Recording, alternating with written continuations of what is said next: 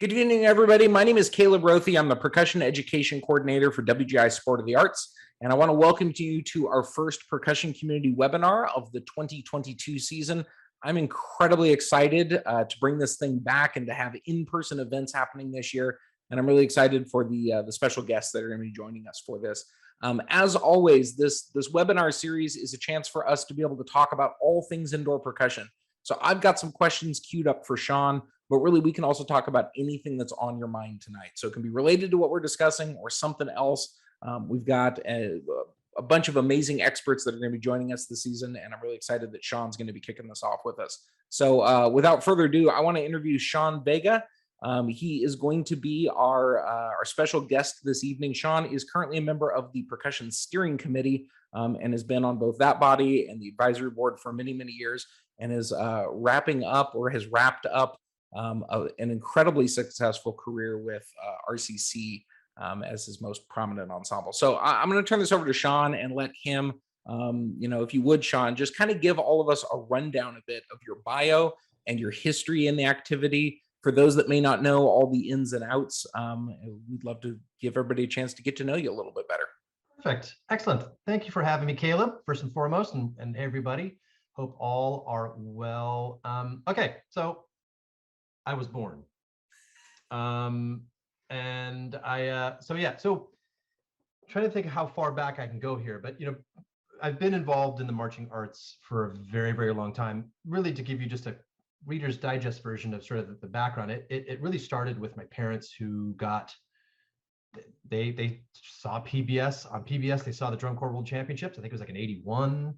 And they fell in love. They weren't drum corps people. They just fell in love with it and they got involved with it. And then we started seeing shows, and my dad became a booster for like every drum corps and had like a jacket with patches and totally geeked out on drum corps, even though he had never marched in one. So I've been around drum corps really since I was 6 when I went to my first drum corps show.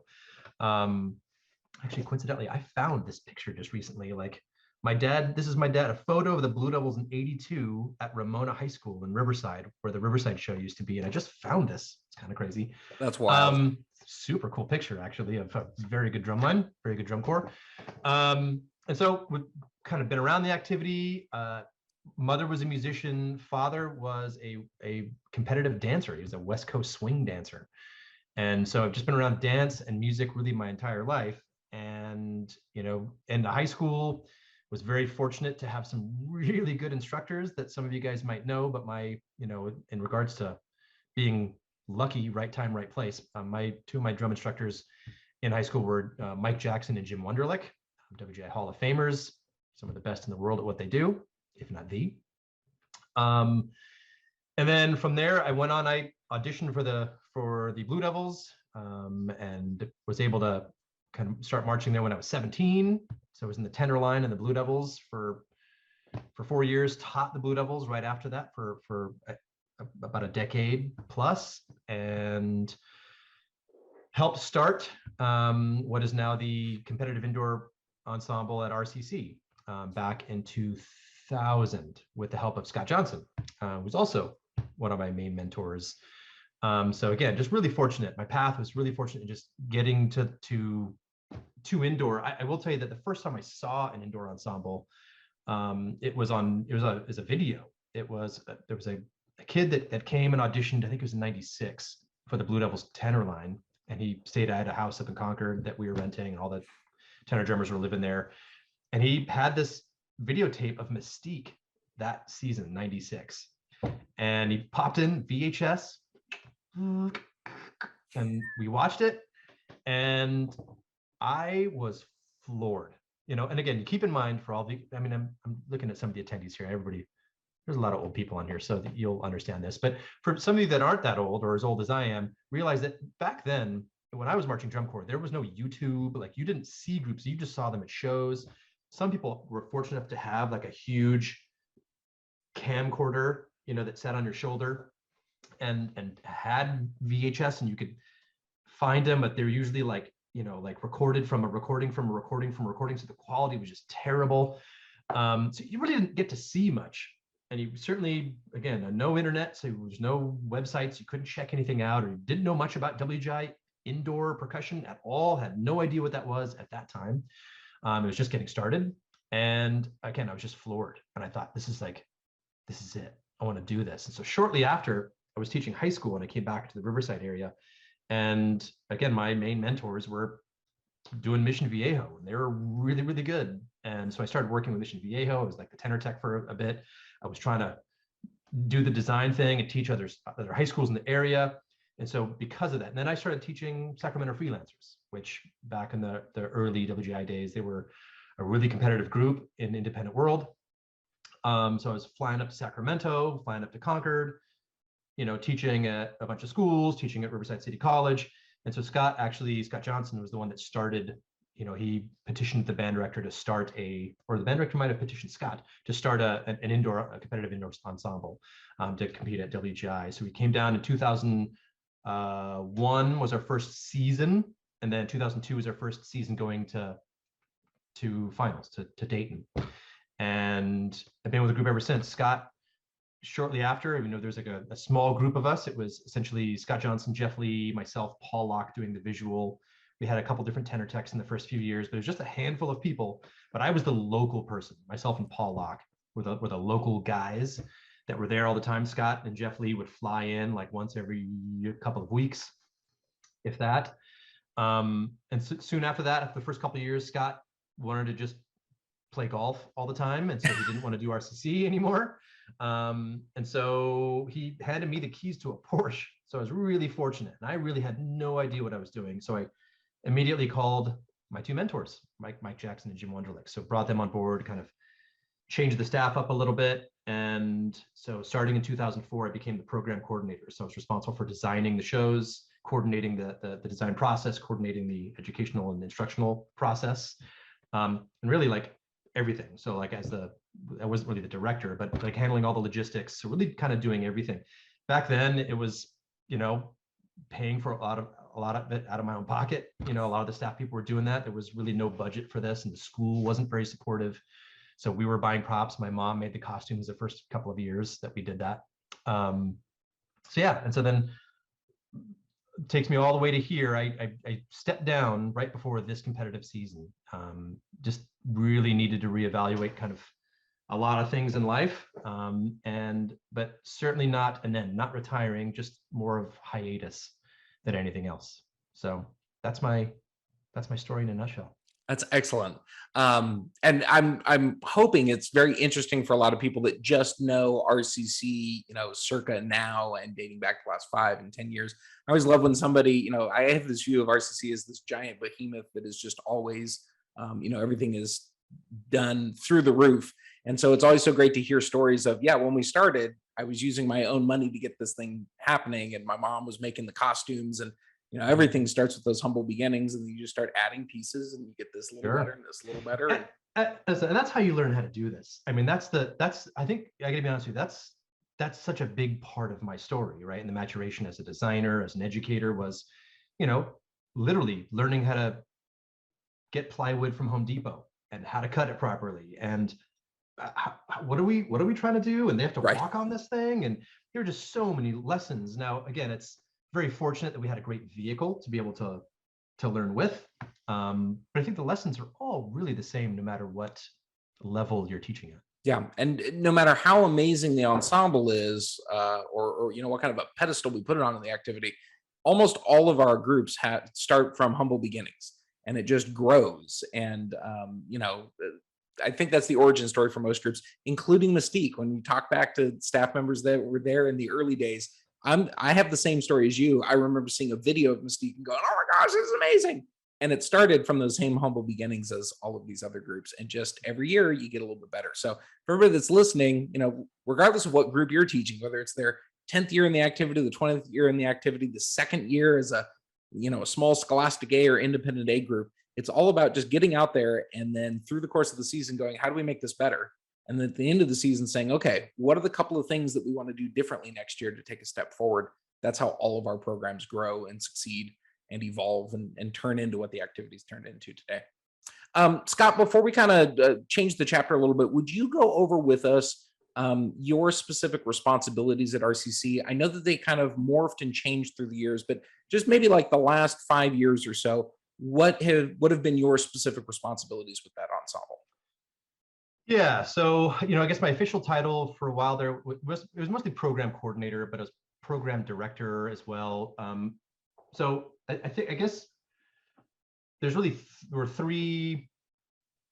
four areas that I would say that were my main focus, right? It was as the program coordinator looking out for the design process, and the RCC is really unique because it's such a collaborative effort, especially certainly over the last 5-10 years. There are a lot of people involved in the design process. Again, very different from where we started, where it was just like one or two of us in the garage, like putting on a drum and trying to do interesting movements, trying to make weird sounds. Now we have a big team of people. So it was coordinating that effort, going from micro blue sky ideas and then really funneling down to something that is actionable, right? Something that we can put on the floor and have parameters for everybody to do their individual jobs in a very cohesive, congruent manner, right? So that was one. Number two, I was also the battery arranger. So which, very different hat, but just writing the battery arrangements while taking my cue from me as the program coordinator, how that fit into everything else going on, all the other elements of design within the show. I also handled all of the logistics of the group. So that's two things.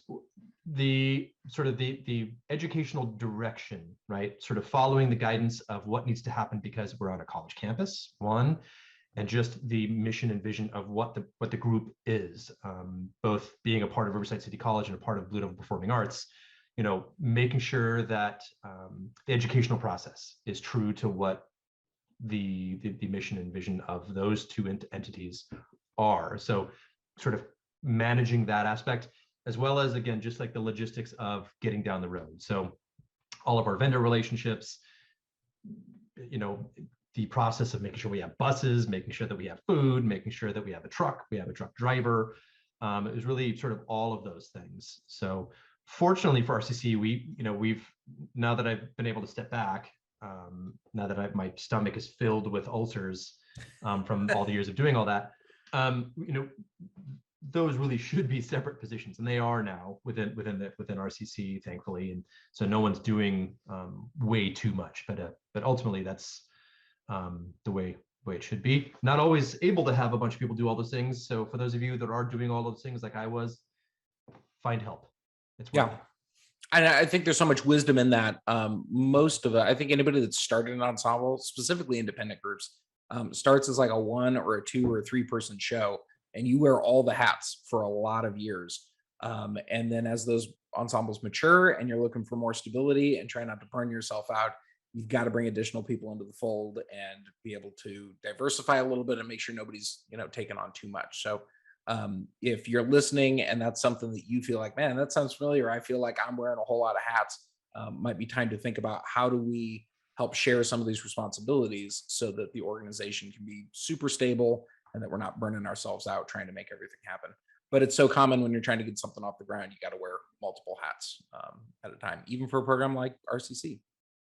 So, Sean, I want to pick your brain a bit on design tonight because I've been a huge fan of RCC's book of shows and presentations. There's been so much diversity in what RCC has brought to the floor over the years.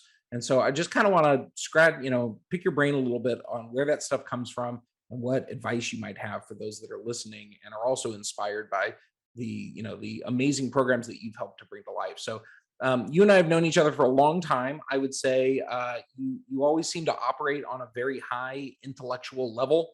The programs that you've helped bring to life always seem to have great worldly and cultural perspectives, even though they're very diverse in what you bring to the floor. And so I know that about you, and your show designs have been obvious extensions of those traits of yourself. I'm curious, do you find yourself trying to recruit performers, especially for an independent group at the independent world level? Do you find yourself trying to recruit performers with similar traits and level of awareness? And if so, does that help with like flexibility during the creative process and bringing unique and interesting shows to life. I'm wondering if you could talk about that a little bit, Hmm. especially as you like evolved through the years with the programming for RCC.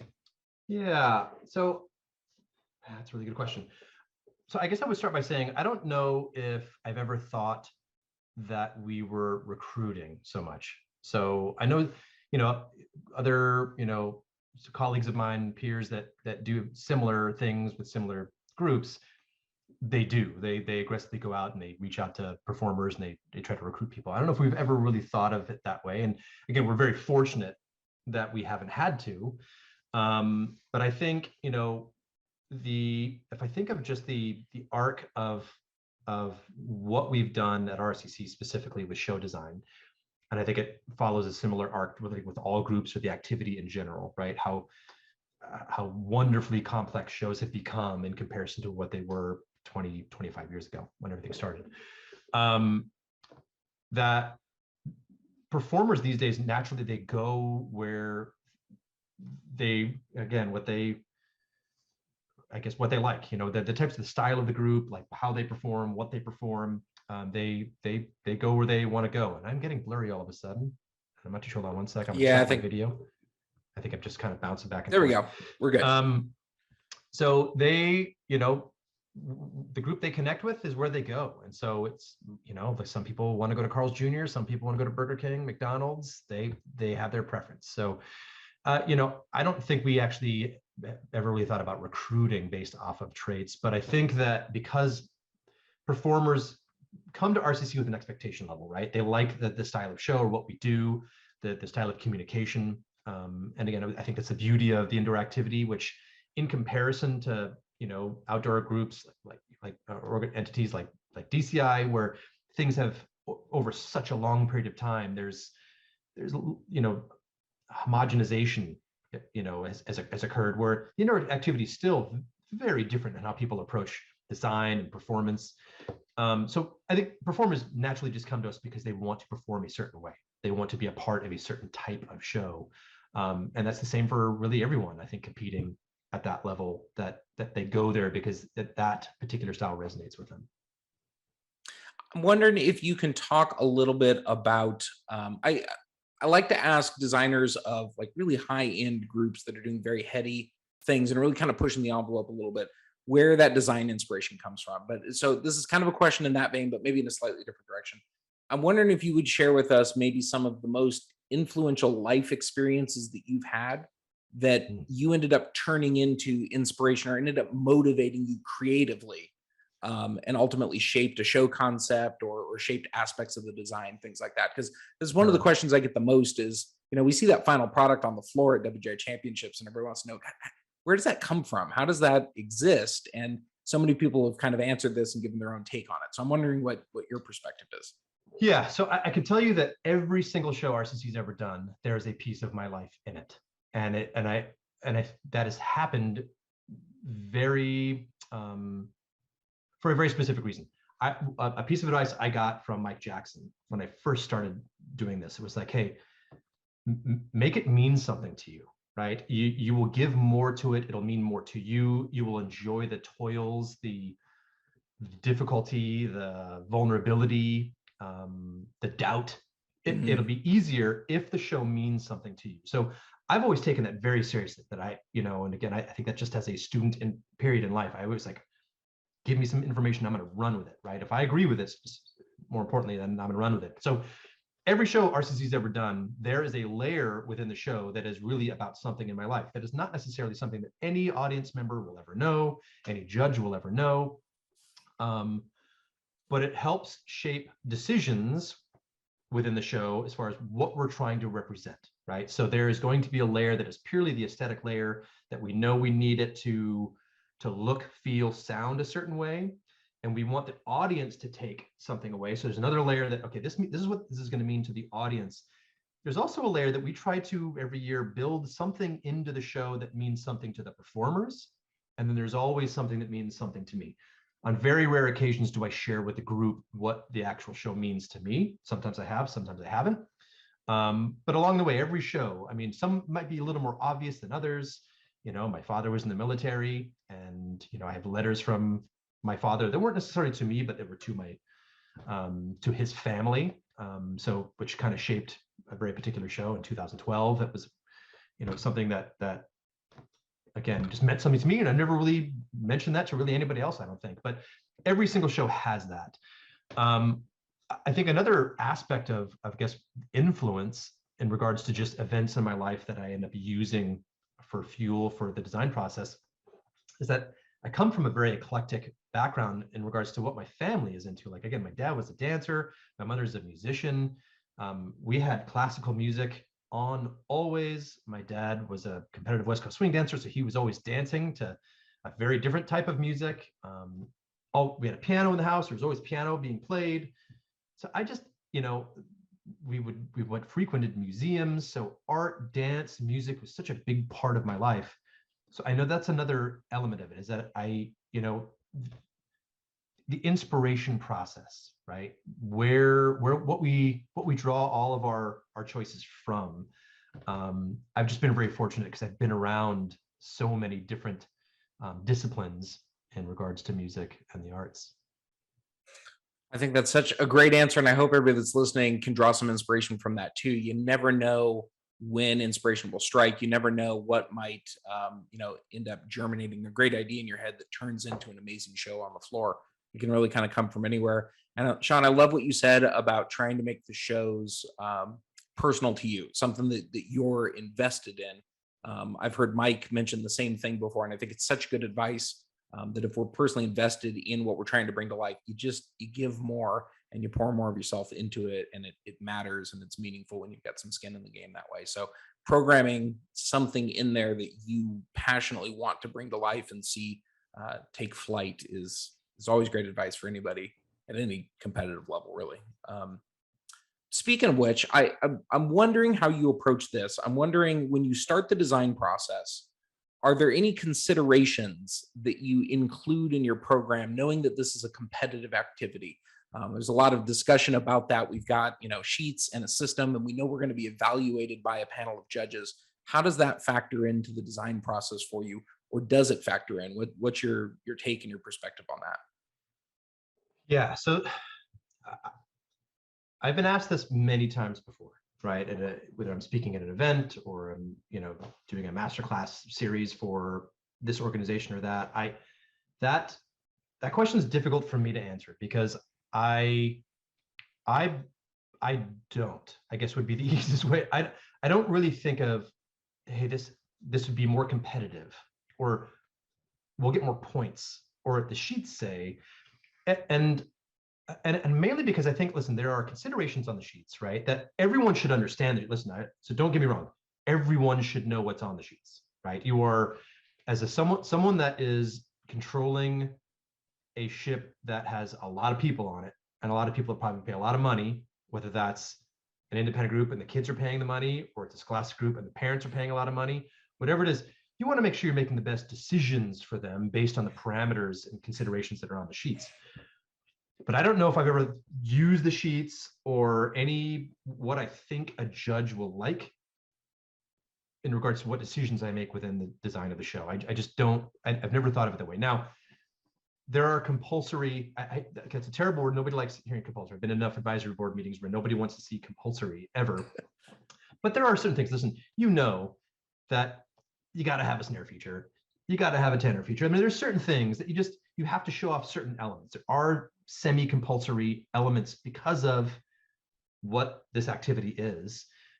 It doesn't say that in the sheets, it never would, right? Again, there are considerations, and it certainly doesn't say you have to have a snare feature. You have to have, a 2-mallet run at 180 beats per minute. It doesn't ever say that. But there are certain things that when you're designing, it's like, okay, well, we've got to get to a moment where we highlight the talent in the snare line.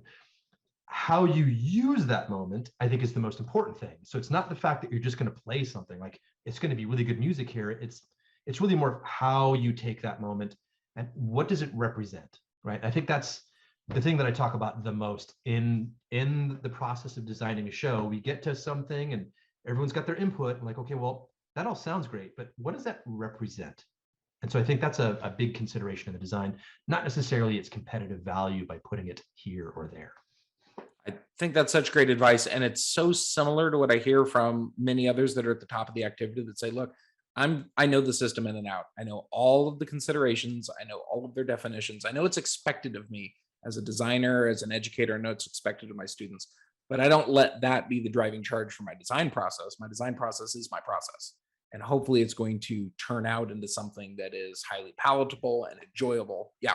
Right. I was going to say, I have certainly done the opposite, where we've designed something and I thought that's not going to help our competitive process for whether ever or certainly for a while. Like I've certainly thought like, okay, we're going to try, that's going to be a hard thing for someone to either grasp. Like we're doing something really kind of pushing it here with just maybe what some of the traditional norms are of what you would expect from a drum line, the concept of clarity or, alignment, right? Or balance, right? Yeah. Some of these things are, you can really push things where someone's interpretation of what balance is might not be, well, I don't want to hear all things equally. I kind of don't want to hear that at all, but it's a texture within the sound. And, so some of these things I know going into it, like that's going to get challenged by the judges. So I've certainly had that where I'm making a conscious decision to go, but I like that. And that's what we want to do.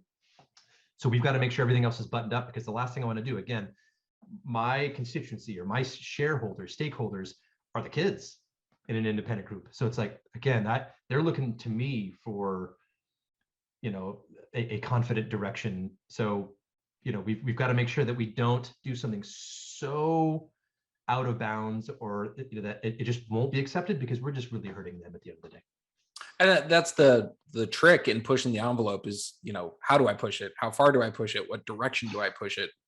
Where can it bend and flex this year that maybe it couldn't have last year, or maybe it will be able to 2 years from now, but maybe it's not ready for it yet. And you've always done such an interesting job of that in the activity. And I've seen some of those early season performances of RCC where you will come out of the box with something that's very unique and is not like what we've seen before in the activity. And I myself have seen the early season gone, I'm not sure if that's going to work.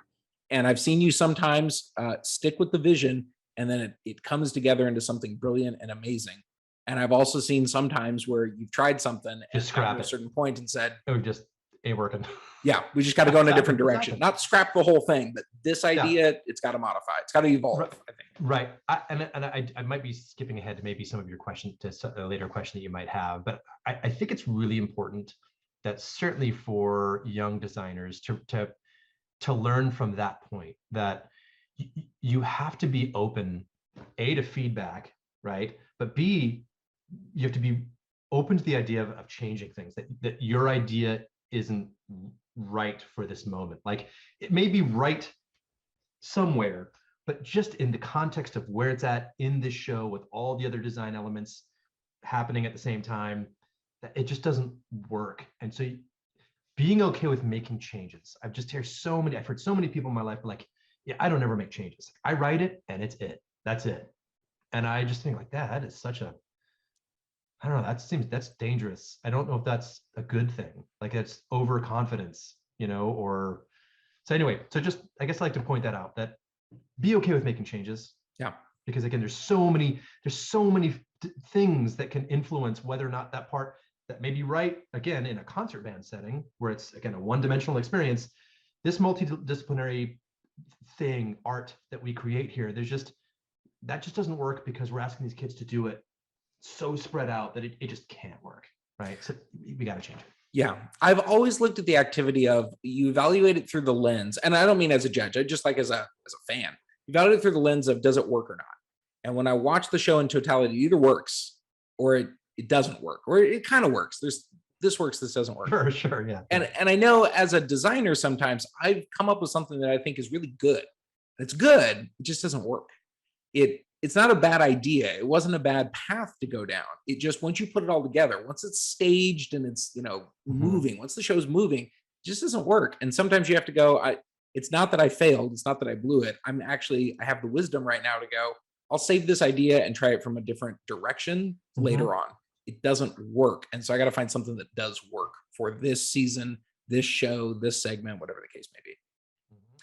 Sean, we got a question that Brian asked in the chat just a couple minutes ago. He's wondering, For your years at RCC, when do you usually start the design process each season? The day after WGA World Championships is usually where it starts, to be honest with you. Um, there's always a big takeaway, right? And I think that for any of you that have designed shows will know what I'm talking about. There is for me specifically, I know this is true, and I've spoken to a lot of my peers that feel the same way. There is an empty, weird feeling right at the conclusion of WGA World Championships.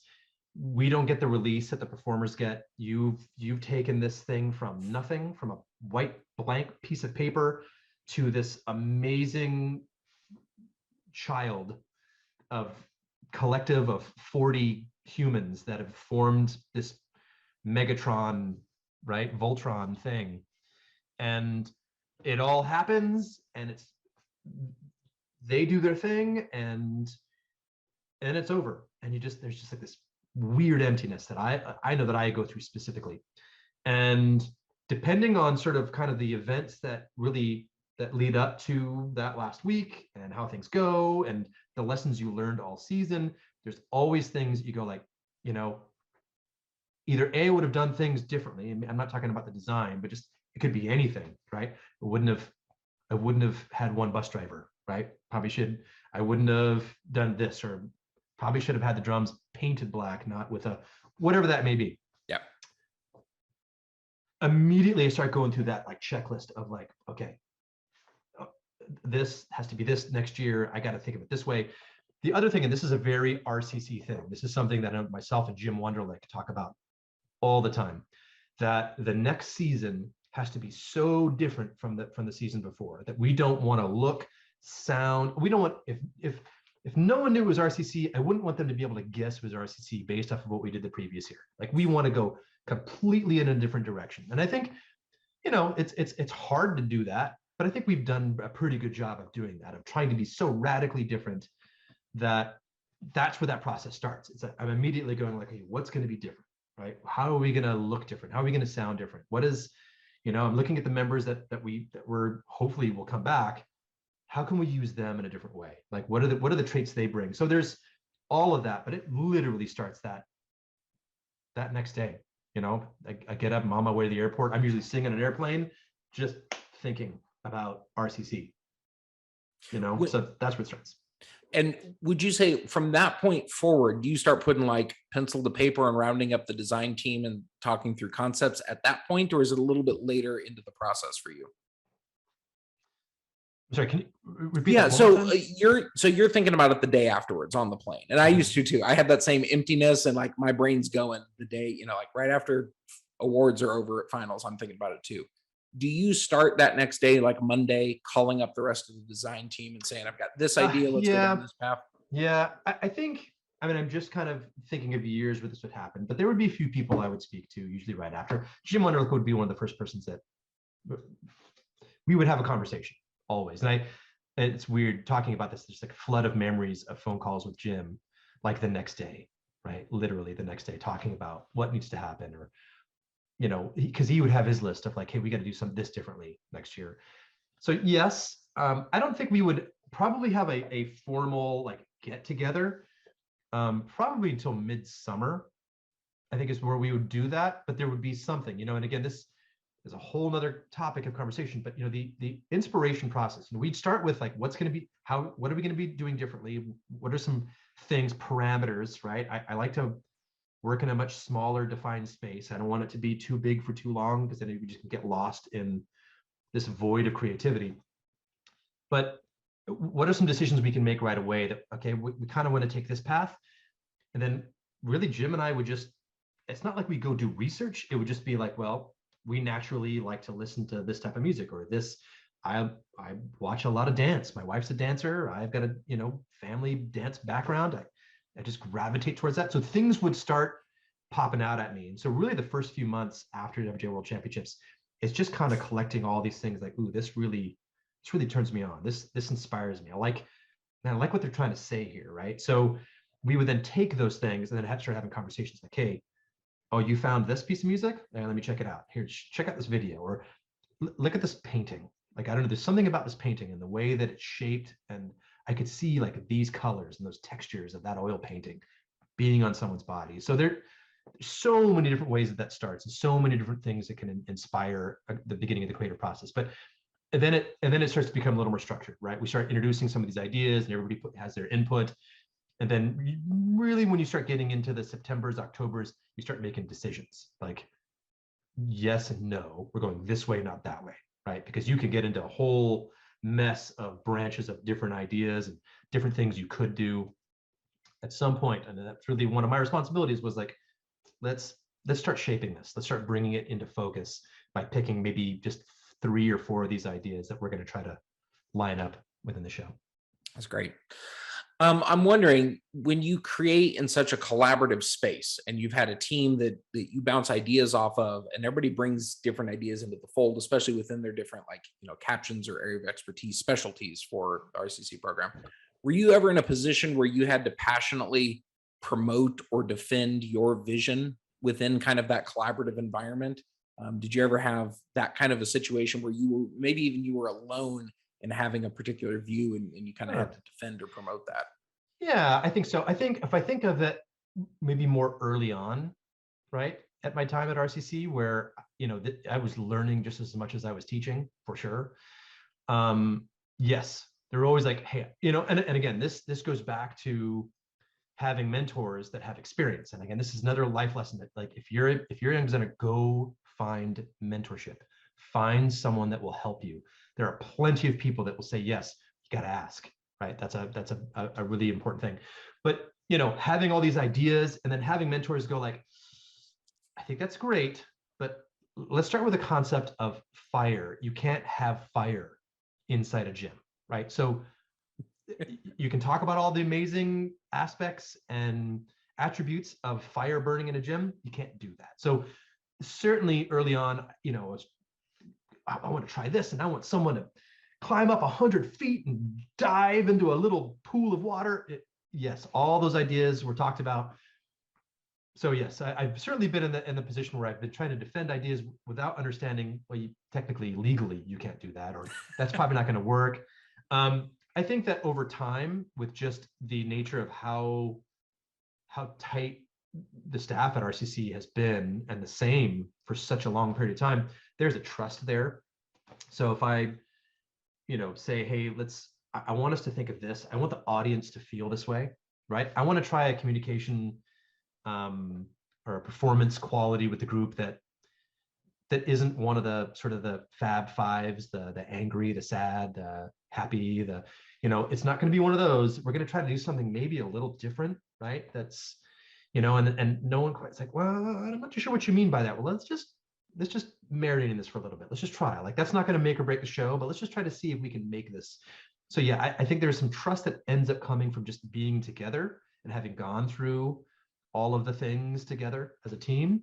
But certainly early on, yes, I've run into a bunch of problems trying to defend ideas that really probably had no business being there. And some ideas that yes, I've had some ideas too that ended up being fabulous, right? Not trying to pat myself on the back, but they were like, I don't think that's going to work. I'm like, just trust me. Like, I can see it, right? Because it's your idea. Like, I can hear it. I can see it. I can taste it. I know this is going to be great. You have to trust me. Sometimes it's selling that to the performers. That's the other part of it, is just getting the performers, like, just trust me. Just let it happen, right? Yeah, I know you're not sure about this, but let's just wait and see. Let's just do it at a show and let's see what happens. And the crowd goes nuts, and you go like, I told you. Yeah, I told you. See. Uh-huh. Sean, we got a question from Nick. He is wondering, why does RCC only have an audition piece in its packet and nothing else? Yeah, that's a great question. And I didn't even know this. So talk to us about this a bit. So we don't, in RCC's audition packets, historically, we've never had like exercises, right? Because at the end of the day, I don't need you to learn our exercises. I mean, they're different every year. We don't do like, double beat and triplet diddle. And I don't need you to come to RCC and show me our version of something, right? We're looking for the quality inherent in your background, your training, your talent, right? Your dedication, your focus. Some of these things are really just about, coming in here, absorbing information. Hey, let's try this, guys. Let's make it, it's also the job of the techs in the group at an audition to kind of read the room, right? I don't want it to be like, you're going to learn the hardest flam piece of all time, right? Go, right? And then and then it's just like, man, you get people that are unhappy, they're embarrassed, and that's just tough, right? And as an independent ensemble, you want people to audition, and more importantly, you want them to audition again. So I think the audition process is really important. You want them to have a great time. You want it to be crystal clear what the expectation is as far as becoming a member of the group, and more importantly, why you made the decisions at the end of the day or at the end of the weekend. We do one weekend. We've always done one weekend, and on that end of that weekend, we make decisions right there in front of the group. We read off the members that we want to keep. They go into a room. We have the staff outside to speak to all the people that were not on the list. I've never been a fan of getting an email telling you like, congratulations, or I'm sorry, but unfortunately you're not a member. And then it's like you're just sitting in a room. You don't have anybody to do like an email like, hey, can you tell me a little bit about? That's just tough. That's just a really tough way to deal with that. You spent the money, you took the time to come here all weekend. You went through all of the tough situations that we're going to put you through. I can at least, provide you the respect to like tell you like this is why, and then give you the opportunity to ask questions, right? Because we want you to come back. But as far as the audition piece, the whole audition is really structured around getting to a performance at the end of the weekend. So we really just put performance pieces in there, one for each section, and then a sort of a battery piece where they march and play. And what we really do at the end of the audition weekend, we have the whole staff lined up, and we'll have like 5-6 rotations of the tenor piece, right, with different members on tenors. Same thing with snares, bass drum, cymbals, and then we'll have like group one and the full battery piece, and they run it, and the whole staff just evaluates the performance. So we're not going to sit there and listen to a bunch of exercises, because at the end of the day, that's not what we do, right? You're not going to get out on the floor and play a bunch of exercises. You're going to perform something. Because it's RCC, because of just the volume of auditionees that we get, the caliber of the people that come to the group, we're looking for performers, right? There's interviews, there's individual auditions, there's all kinds of things to test, like the aptitude, the technique, the stamina, all those types of things, right?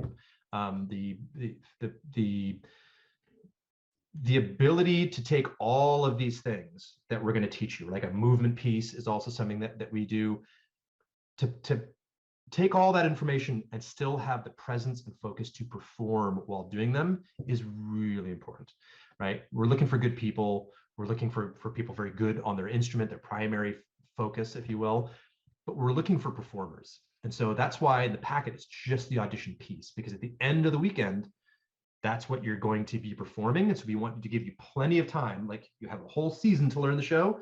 We're going to give you a few weeks to learn this one piece, and we're going to ask you to play it. And they go through it, and they break it down. They talk about the approach, how the text will talk about how they want it played. At the end of the day, it is, it's a lot of pressure, right? The cream rises. So as they say, that we want to put a little bit of that performance pressure on them leading into the culmination of the actual audition experience. Yeah, that is great. I love it. And such a unique approach in the activity. Got another question that Bryson just sent in, and I'm going to read this one because I want to make sure I get it right. So here it is. As the years went on with RCC, did the element of sound design start to play a larger role in how you conceptualized moments of your shows? Yeah, absolutely. Right. As technology improved, what we use, actually the instrumentation within the front ensemble specifically, yes, it's certainly shaped how. Let me take it a different direction. Let me start by saying, when I started writing for percussion ensembles in the marching arts, notation software was not something that was being used by very many people. I hand wrote. I still, to this day, like when I'm writing something, I start by handwriting it. I don't enjoy the medium of like the interface of using notation software as the primary entry from creativity to seeing the notation. I'm just much faster if I do it by hand. So I do a lot of handwriting, but the introduction of being able to hear what you're playing. So to start with just the actual writing process, right, of the music itself, just being able to hear live, like good sound playback. That's like, oh, right. So that's one. And of course, just the advances in sort of the instrumentation, amplification, sampling, like what groups are doing now to curate a really specific, unique sound or mood as the basis for what you're delivering, right? Not just the whole show, but like a specific moment. Like if we want to have a bomb dropped right here, how do we achieve that? Like what kind of sounds would tell you? If we want to know there's a fire on the floor, how are we going to do that? How are we going to make that happen? So yes, it's certainly shaped. And I would have to say that, that's something that I remember when we started it. Jim Wunderlich has been the forefront of that his entire life. There are groups now that do things that just blow my mind. That is just, that ball has been taken and run so far that I don't see that evolution slowing down. I mean, that's just going to continue to be the thing. So yes, I guess is the answer. Long way of saying yes. That's great.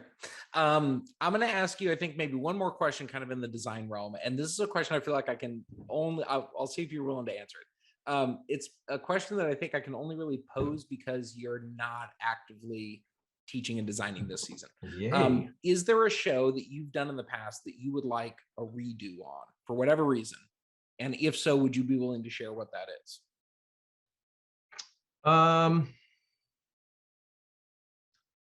Yeah. So I'm partly uncomfortable with answering that question, mainly because there's going to be people that might see this that were in some of the productions. That every production, I'm like every child, right? You love them equally.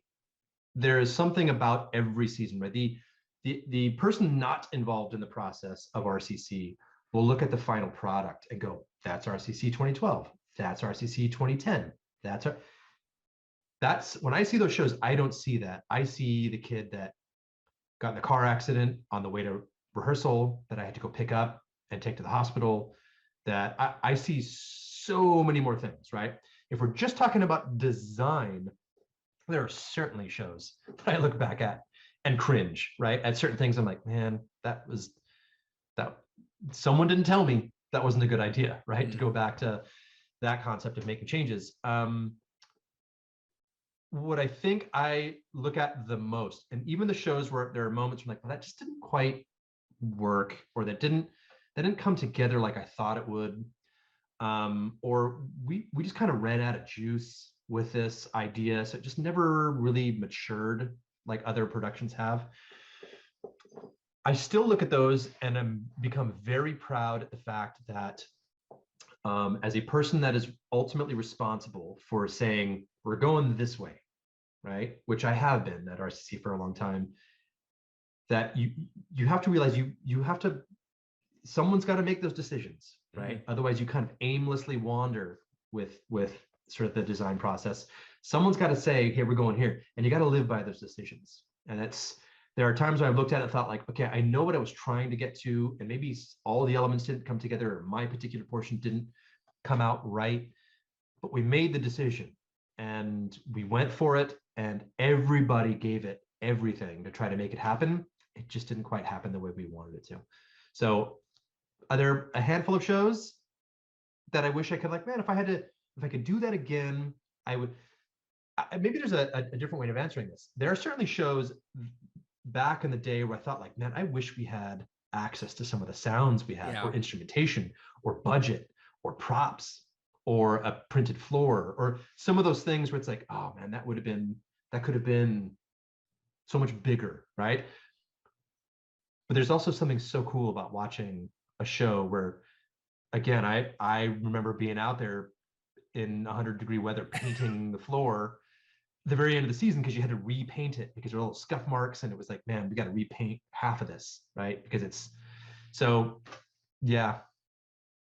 I think that's what's so neat looking back on the activity is every show you can look at and you go like, wow, this really hasn't like held up because the activity's evolved and changed so much. But then you look at it another way and you say, well, it is of the era that it existed in. And in that era, it was the state of the art. And we had not figured out all these other things. We didn't have access to, this technology, or this idea hadn't broken through yet. And so that's a neat piece. I appreciate you being candid about that, because I think that's something all of us as designers, you brought up two interesting points. One is every show is an amalgamation of all the experiences that went into it. And so it's not just the design product or the design process or the finished product on the floor. It's the whole process of getting there. And that's unique and special. And you probably don't want to change any of those aspects. But at the same time, it's nice to look back and go, if I know what I knew now, I would have approached this differently. I would have kept the same concept. I just would have executed it differently because I see things a different way now, or I have a different idea that would have made that come to life in a different way. So I think that's neat. I want to talk a little bit with you about process now. And I want to talk about specifically the part of the season that we're in. We're recording this on February 10th right now. So this is the beginning part of the season. Most ensembles at this point have either had their first performance or gearing up for their first performance in the next week or two. I'm wondering for you at this point in the year, how would you describe your general approach to kind of the start of the performance or the competitive season? It's no longer preseason where we're getting the show out on the floor and it's taking shape. We're like actually into we got to perform this in public for people now. What's your general approach at this point in the year? What are the kinds of things that are on your mind as a designer, as an instructor and an educator, as a leader of an ensemble? And kind of what are some of your priorities at this point in the year that other people may be able to benefit from? Yeah, it's so funny that we are talking about this right now. Not being with RCC for their first show for the first time 22 years was kind of crazy. I was sitting here just thinking about RCC all night. But I knew I had to, keep my distance just because I need to find a way of separating a little bit here. But I will tell you that I personally hold no stock in scores, rankings, and ratings really the entire season until we get to what we would consider the postseason, right? I just don't. Because your regular season, all the 4 or 5 shows you do leading up to, and again, if I think of RCC, it's like our postseason is the Power Regional, SCPA Championships, WGA World Championships, right? That's our postseason. We have our preseason leading up to the first show. You have your regular season, postseason. Regular season, those shows, it's about learning how to do the gig. That's all, right? There's so much learning going on. It's like learning how to get there. It's the whole show day experience, right? Getting up on time, getting to RCC, having a short rehearsal, loading the truck, understanding how to do that and maximizing efficiency.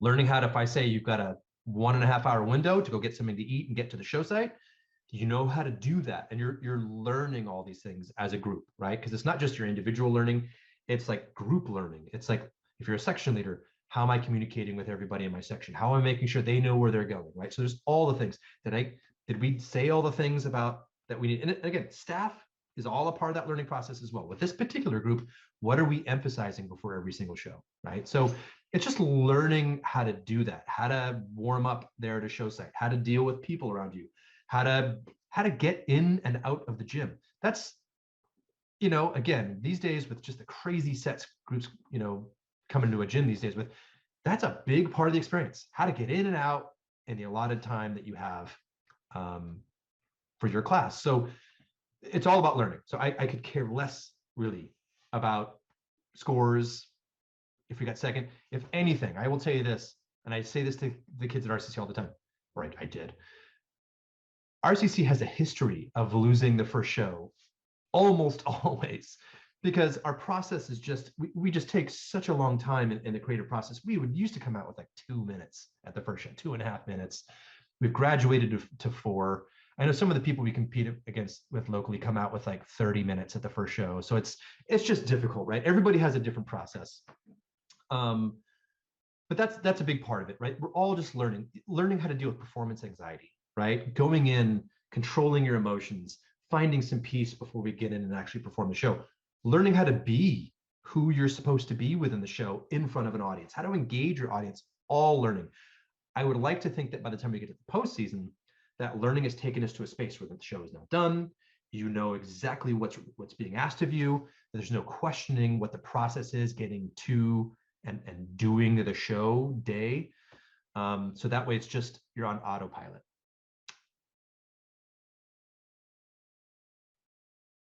Oh, you're on Sorry. mute. Yeah. I was going to say, how about during in rehearsal during this time of the year? What are the kinds of things that you're talking to performers about? What are the kinds of things that you're focusing on at this point in the season? Yeah, I think it kind of depends on what the most pressing need is. So I don't know if I necessarily have, there's not necessarily a formula, I think, at this time of the year. It's really like, giving them all the information they need to be consistent, right? In regards to, all the things that you're asking them to do, and asking them to do well. There are certain things that, like, just getting them used to, because, at RCC, we're never in a gym. That's always a hard thing at RCC, is that there's really never any gym time. I know a lot of people like, oh, cry me a river, you get to be outside all the time. But that'd be great if we performed outside all the time. You don't ever perform outside. So we get into some shows and you start playing, it's like, sounds like a Metallica concert, and your ears are bleeding. It's like, okay, well, you got to learn how to balance that eventually. So there's so many things going on, so many, fires that pop up at this time of the year, just trying to figure out. So since we're never in a gym, it's getting people to realize, like, hey, you can't look straight. You got to look up. Like, get your face up. And so one of the things I would do at rehearsal was I'm not looking at or listening to, like, how clean things are or things are lining up. We have a whole staff of people is it balanced? Have a whole staff of that. I'm just getting a sense of the energy of the group. And I stand and strategically, there's like a hill that overlooks where the group rehearses. I just, can I get a sense of the presence of the group? So for me, it's a lot about just like, hey, perform this way. And hey, we're not moving, we're not stopping sharp enough. We're not moving through space the correct way. And so a lot of it is just that. It's just trying to get the performance moving. And more importantly, again, it's not defining how they should be performing. It's giving them the information so they can come to a conclusion of how they should be performing. That's another big RCC thing, is we don't define, like, hey, everybody right here, go, ah, and yell, or like, I'm not a huge fan of that. I'd rather it be a very organic process where we see the individual performer and it works within the collective, and everybody has a little bit of room to discover who they are within the show. And it's not so prescriptive of how they're performing at any given moment. Like a character up on the stage, you want that to be an individual take on, this character, this role, or whatever the case is. I love it. Then the other thing I wanted to talk with you about tonight is your approach to critique, because I've gotten a chance to observe you several times, and I think you have kind of a unique take on it that everybody would benefit from hearing just a little bit about how you approach that, and how you conduct those sessions. So here's my specific question for you. Can you describe for us your approach to the critique process, how you kind of approach that time together with the judges? Because it's a very limited amount of time, and that time is kind of sacred during that window. And then also, just how do you prepare for it? What is your process going into critique, other than just showing up and sitting down when you're pointed to go to a table? Sure. Yeah. I will start by saying that I have the utmost respect for the judging community. And it's because it's not an easy gig, no matter how much they may say it is and how much they love it. And I get it, it's tough, because and again, because I've sat in that seat, maybe not some of the prestigious events that some of the people that are evaluating RCC have, but I don't know if I would ever want to be a judge. I think it's just extremely difficult. But I do have respect for their perspective and what they're evaluating. It starts there. So like, if everybody could at least start with that, right? You may not agree with them, and that's totally fine. That's a part of the critique process. I may not agree with what they said, but I have respect for the fact that they've got a job, and their job has an impact on what it is that we're doing, and vice versa, right? So it starts there. Usually what I do is, in preparation, I always listen to commentary, always. So sometimes I'm still listening to it as I've walked in. I've sat in a critique with it still playing on my ear accidentally, not because I'm listening to it, not paying attention to the judge, but I want to make sure I can get to the feedback. It's hard sometimes, limited time between end of performance and critiques sometimes, but listening to it, and what I'm really trying to get is a sense of, not, and again, for the most part, it's, the music judges, visual judges, they're going to catch clean, dirty. They're never wrong, right? I mean, right. That's clear to everybody, really. But are they evaluating, like, the what are the effect judges seeing or relating to what it is that I want them to see and relate to? So it's just getting a sense of their take on the show. I always go into critique. So I usually list a few things. Like if it's like, certainly if there's a part of the show, I'm like, man, is this going to work? I'll have some questions lined up for them. Like, hey, this part, we're trying to do this. This isn't quite done yet, but if we do this, like, what do you think about that? I like asking questions like that because, listen, they're a professional at evaluating shows. Why wouldn't I take advantage of that, right? It's like having a personal consultation for 3 minutes with someone that can tell you a little bit about the show from a first read a vast majority of the time. I do like to let them know. I do try to be very transparent about my evaluation of their performance because they're also performing, right? They're doing a job. So I usually come in and saying like, hey, I had some issues with the way you, and this is very rare that I've ever said this, but there are some times where it's like, man, you just wouldn't shut up. And there were things happening and I know you're not catching it because you're trying to verbalize so many things. Like, I don't need you to tell me so much, just evaluate the show and then you can tell me about it after or more concise. So I try to give, but the vast majority of the time I'm coming and saying, okay, I thought this was a fantastic read. Here's some things that you missed. Sometimes I'll tell them like some things that, again, it would have been nice if you would have commented on this because it's such a big part of what we're trying to achieve. But usually, especially early on, I'm trying to give them an understanding of where we're going, right? Because there's always so many question marks. When you see 4 minutes, like, okay, that was great, but I don't know where it's going. Let me tell you, if you do see us again, like this is kind of where we're going.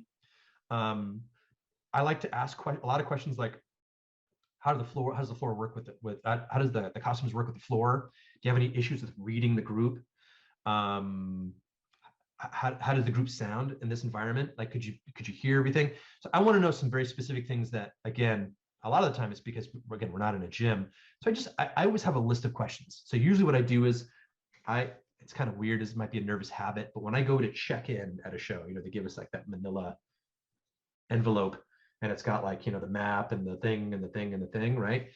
That's rolled up and in my hand and it's like a clenched fist, like the entire show. Like I'm walking around and like helping them unload and it's just like, at the end that my hand's tired from squeezing this thing. It's just I don't know, I'm not sure why I do that, but usually I take that and I have a pen and I'm like writing things that I at least want to get across or ask.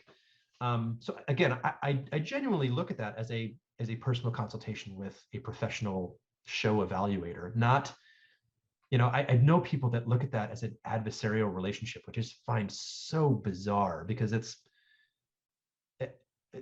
that's not the point of that. Yeah. Right. I've always looked at it as a chance for collaboration and a two-way street. I think you talked about the same kind of thing. This is my chance to ask questions of the judge and to get them to respond to specific things that are on my mind.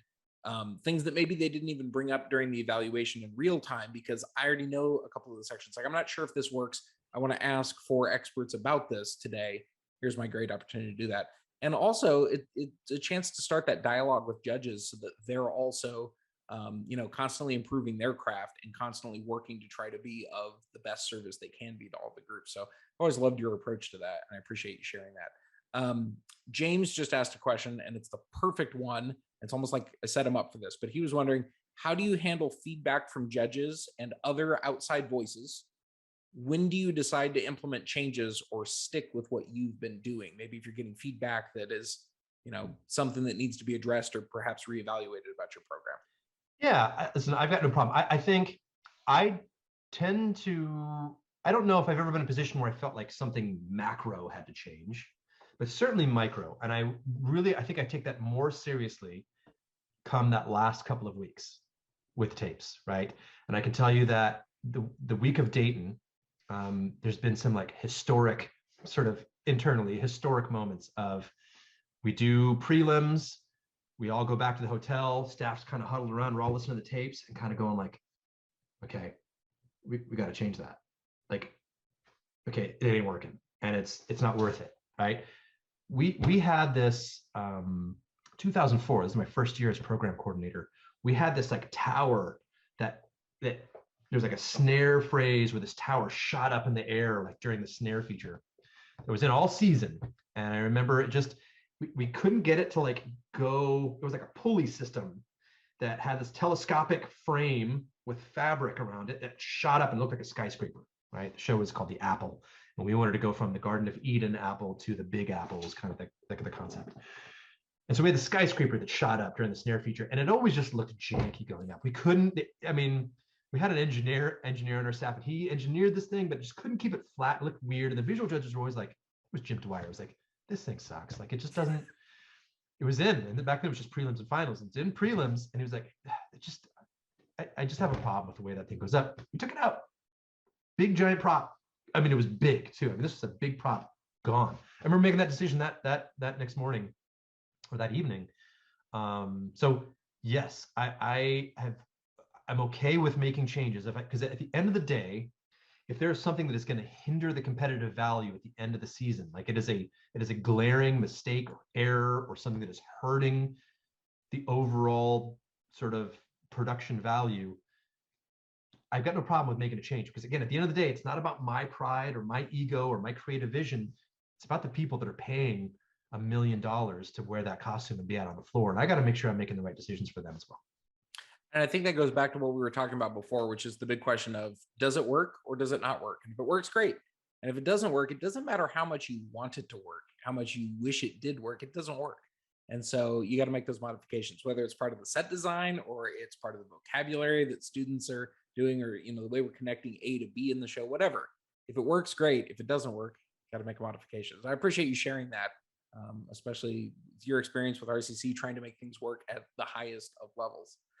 Couple of questions for you just to kind of wrap everything up tonight. And if anybody's got a last minute question, you can throw it into the Q&A area right now. Sean, you and I have had some great conversations about competition and the role that competition plays over the years. And I know your thinking has kind of like changed and evolved on this during your time in the activity. I'm wondering if you can share with us maybe what your perspective on competition is and how that's maybe evolved through your years since you began in the activity. What's your thinking about that relative to what we do in this art form, essentially? Right. Yeah, I know. And this is like the topic when it comes up, like, you know, over drinks at the bar after a show. It's always the unpopular one. It gets people riled up, and I make, you know, people not agree with me pretty, you know, adamantly. I'm just not a fan of competition. And again, I am a competitive person. That's what's the irony here, is that I'm a competitive person. I've always been a competitive person at everything I've ever done. And so I want to start there. But I've just certainly over the last 10 years felt like I think it opens up so many more possibilities if we don't make this a competitive activity, if we make this a showcase or a celebration of creativity and performance energy. I think that there was a recent event that proved me right. And when you look at what just recently happened with DCI, I've heard from so many people that thought that all of the groups that recently performed in Indianapolis and other ways throughout the season, that just without having to worry about competing, without having to worry about scores, that it was so liberating, that the performers felt it, that the staffs felt it, that the creativity seemed to be in a different like wavelength. Now that might not be for everything, right? You certainly push to do things that are super hard because they provide competitive value that maybe weren't being done, but there's also maybe some things that you wouldn't do because they're so hard that you wouldn't do because you don't think you'd be able to achieve it at a high level because it's a competitive activity. So I just think that just hearing the experiences of people that have gone through, again, staff, performer, designer, educator, that we're all a part of that, you know, the non-competitive DCI season. I think there's some validity in the feeling that I have. I just know that it's a bummer that we spend so much time celebrating singular groups at the end of an event where everybody was amazing, right? I try not to watch too many shows live, because when I do, I just feel like, man, I don't know what I'm doing. There's just so much creativity. There's just so much amazing happening that I always just kind of feel let down,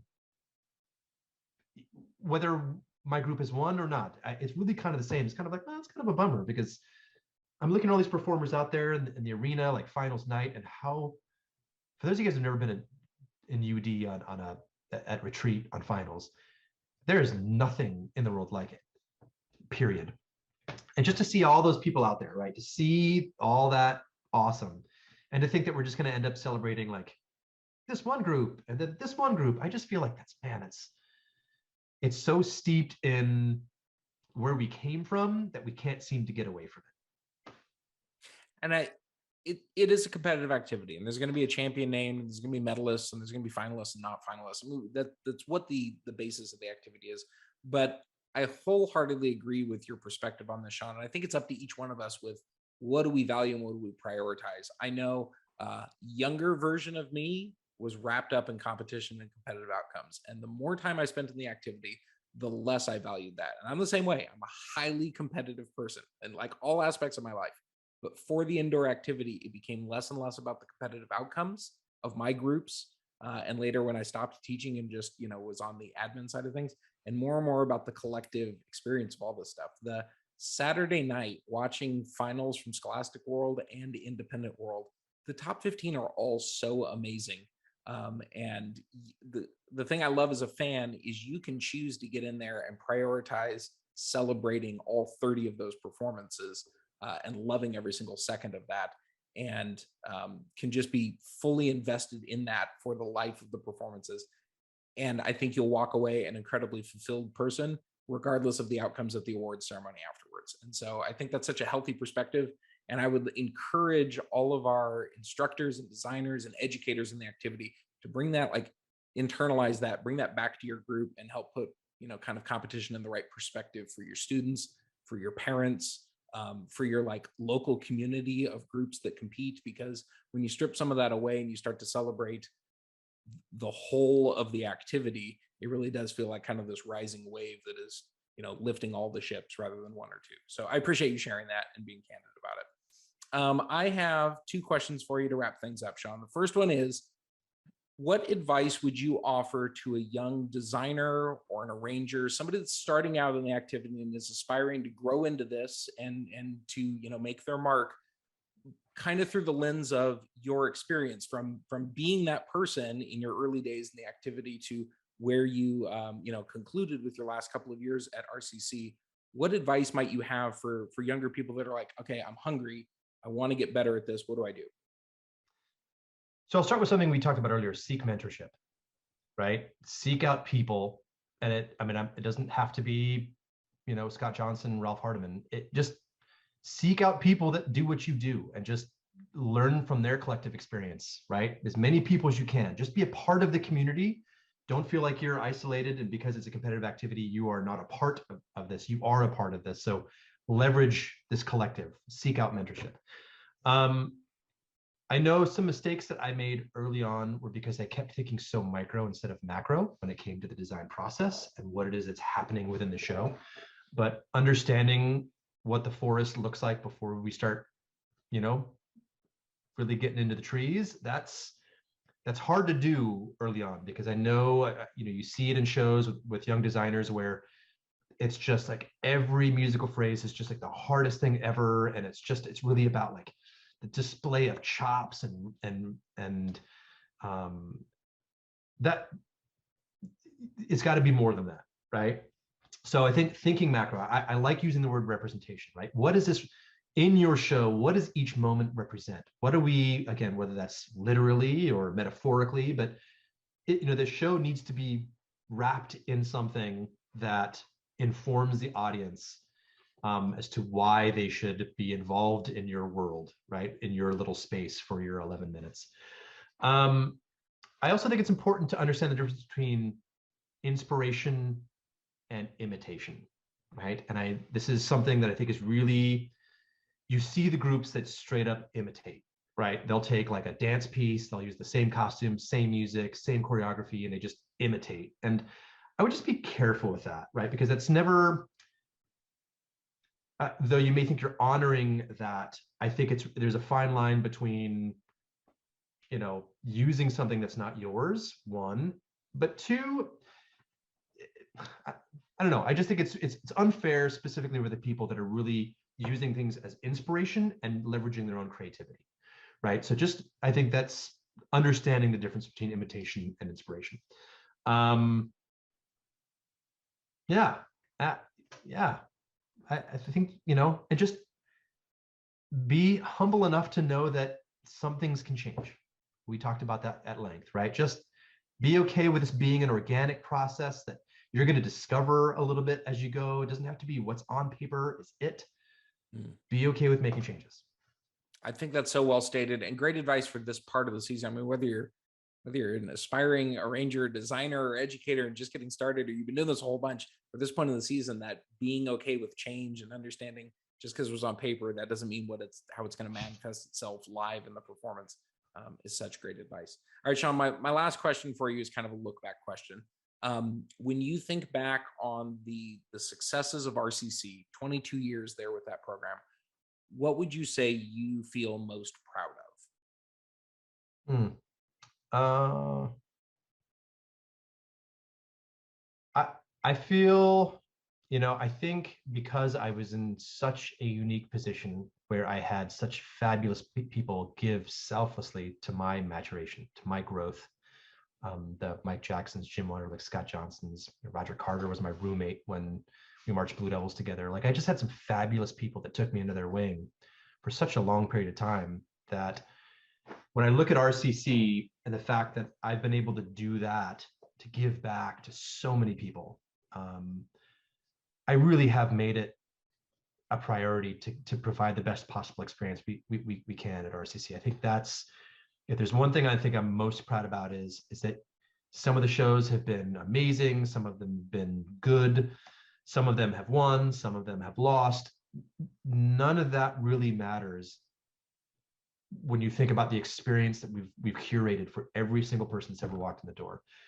And I think in going to shows or seeing people that marched decades ago and running into them and talking about their experience and how much they love this or that, I think that's what I'm most proud about, is the experience. That I feel like, we haven't always done it right, but we tried to do it right. And we tried to put them first no matter what. I love that, and I appreciate you sharing that sentiment. To wrap everything up tonight, I want to thank everybody for participating live with us and being involved in this session. Sean, I want to thank you so much for carving out a little bit of time tonight and being so honest and vulnerable and candid with all of us. Hopefully we can all gain from your wisdom and the perspectives that you were able to share during your time in all of this. And for everybody that's watching either live or watching after the fact, I just want to mention, as we're about to begin the regional season for WGI, and we're coming out of the couple of years that have been impacted by the pandemic. I was fortunate enough to be at a local circuit show last weekend and see students stepping back out on the floor for the first time in almost 2 years. I think we counted it up, and it had been 700 days since the last in-person event that we've been able to host. And so it was an amazing experience watching ensembles get back out on the floor. And what I was struck by that night was, while watching everything, I don't know that I've ever taken the activity for granted, but I know that last Saturday night, it reminded me that I will certainly make sure that I never take a single second of this activity for granted going forward. Even all the long hours in rehearsal that can get exhausting and draining from time to time, those sessions driving home from a show after a bad performance, or after a critique that didn't go the way that you wanted it to, and kind of being, grumpy about where the show is right now, or where we are in the season, or competitive outcomes, or anything like that. It all seems so so small now, so insignificant now. And so I just want to encourage everybody that's watching this year to do everything you can to think about that and to bring the perspective that the pandemic has kind of brought forth for us to this activity. Savor every moment, get the most out of it you can. Celebrate even the rough moments and rough times, because we get to do this again this year. We get to have in-person WGI regionals, and be able to go and have our ensembles perform their hearts out again, and perform all of our everything that we've poured into making these programs unique and interesting and fresh and inventive and highly palatable for the audience. And this is all going to culminate with another WGI World Championships, where we'll be able to put ensembles on the world stage and are able to bring their best. And as Sean so eloquently said, give us a chance to really showcase what everybody's doing and to celebrate all the accomplishments of every ensemble. So just keep that in mind. Please do everything that you can to put the season in the proper perspective for you, for your students, for your parents, for any supporters that your ensemble has, and just give your best to your students every single day while we're out there. I want to plug really quickly before we go tonight, our next webinar is going to be on Thursday, March 3rd. So if you wouldn't mind jotting that down and giving yourself a little save the date, our special guest for that is going to be Lindsay Schuler, and I can't wait to get a chance to talk with her and pick her brain on a lot of things in this activity. So we hope you'll join us for that live. If you can't, we'll publish recorded sessions of these as well. And as always, if you have any questions for me or any questions that you have for our special guest, maybe for Lindsay coming up in a few weeks, you can always email those to me. My email address is caleb@wgi.org. And also, if you're looking for registration information for that next webinar, the WGI office will be sending that out. But if you don't get that for some reason and you want to attend, you can always shoot me an email and I'll get you the link as well. So once again, Sean, thank you so much for joining us tonight. And everybody, thank you so much for attending and participating. And we'll see you again down the road.